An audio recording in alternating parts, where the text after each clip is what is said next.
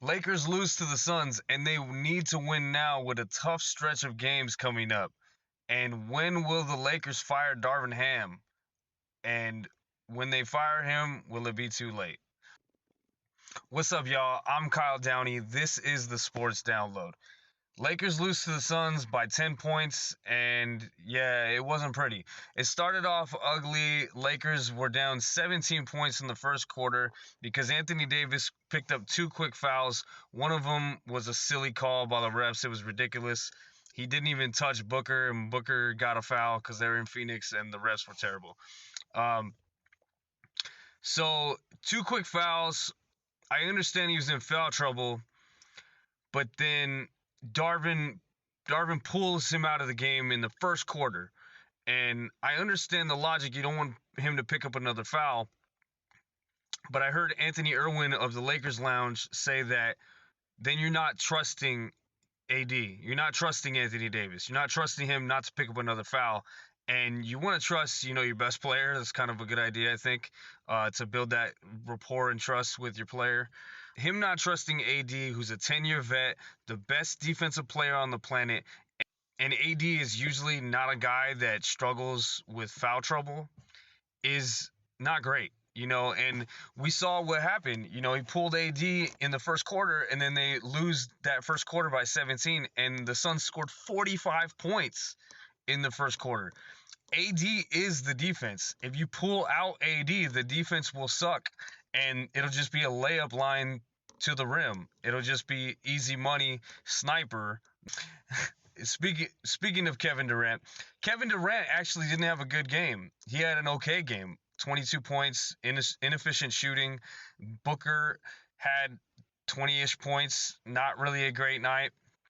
It was the role players that were killing us. It was Bol hitting corner threes. It was Grayson Allen hitting a bunch of threes. I really don't like that guy. He's super dirty and annoying, but he can hit threes. And that's another thing, is that the Lakers' strategy with leaving open threes is really frustrating, especially when we need to win games, and that's losing us games, is leaving these shooters open. I think they need to go back to pre-rotating so that the shooter is covered. Like, maybe let a guy who's not a good shooter shoot, but then once he makes a few, then guard him, i.e. Dante Exum when they played the Mavericks a few weeks ago.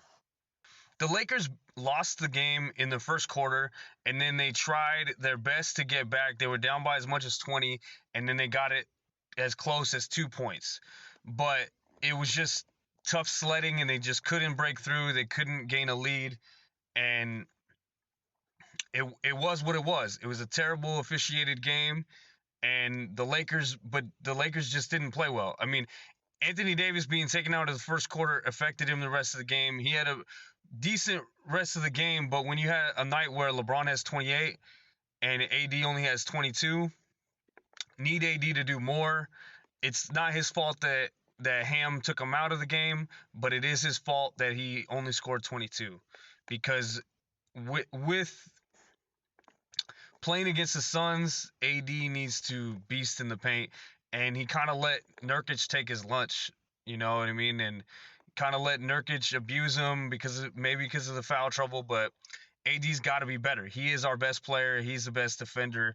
He's got to be all world, and especially when the Lakers are shorthanded, and the Suns were a little shorthanded too. They did not have Bradley Beal, and we have to win games, and especially with these teams who are above us, and we have the tiebreaker against the Suns.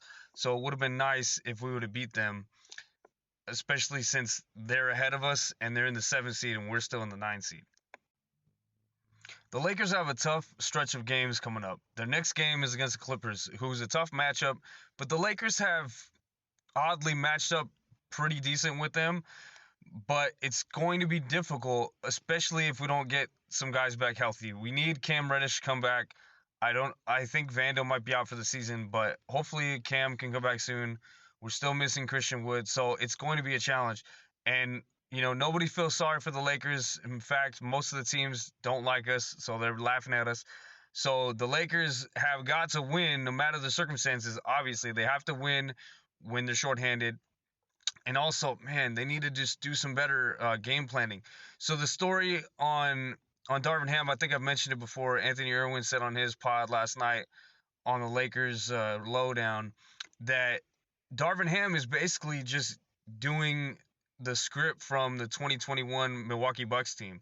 He was the assistant coach there, and he runs that offense, and that's how he likes to play defense. And again, he's not adjusting to his players, and he's trying to. This is what really tripped me out is that he's trying to play Taurean Prince like Chris Middleton. Taurean Prince is a good, solid role player, but he is not Chris Middleton, bro. He is not an all-star, fringe all-star, not even close. And that's not an insult to him. The guy's an NBA player. Taurean Prince is a solid NBA player, decent defense, really good three-point shooter. He should not be getting minutes like an all-star. That is ridiculous. So yeah, tough stretch of games coming up, but I still think they're winnable if the Lakers do what they're supposed to. If they play good defense, if they run offenses, if they run plays, they need to start spamming things that work. If it's pick and roll with LeBron and AD, inverse pick and roll with Reeves and LeBron, whatever they need to do, just run some plays, and if it works, stick to it, please. It looks like the Lakers are gonna at least get the 9 seed or the 10 seed, but that's not where you want to be. Ideally, they'd want to be in the 6 seed, but as the season goes on, the 6 seed looks more and more impossible, at least improbable. So they want to shoot at least for the 7 seed. I know their goal is a 6 seed, but if they want to move up at all, they gotta start winning games. The time is now. They're gonna have to win tough games, and they're gonna have to absolutely beat the bad teams, as I said in my last video. Lastly, it's clear that Darvin Ham needs to go. No disrespect to Darvin Ham, but he is not ready to be a head coach. So the question is, when will the Lakers fire him? It's looking like they probably would wait until the offseason, and I think the Lakers would have to have a really bad postseason, maybe miss the play-in or not go far in the play-in or lose a series. But I think it has to go catastrophically for Ham to go, and that's just unfortunate. I didn't want him to be fired, but he totally mismanaged this team. This is basically the roster that went to the Western Conference Finals last year, and they crapped it away. Darvin Ham and the coaching staff crapped this roster away. It was a pretty good roster. Injuries, yeah, but everybody has injuries.